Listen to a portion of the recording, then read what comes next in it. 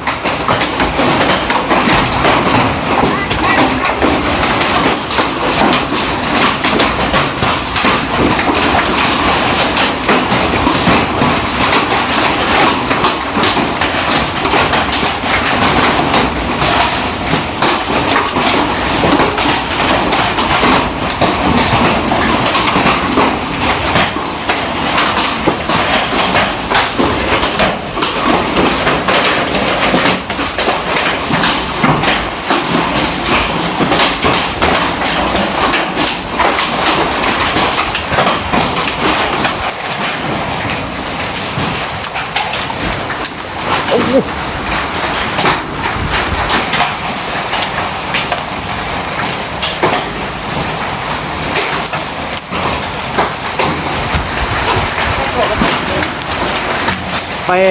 พาพี่บุกกี้ไปเปลี่ยนแอร์กำลังมาเถอะ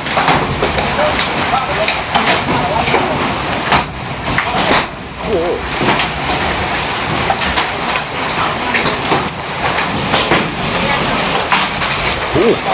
ห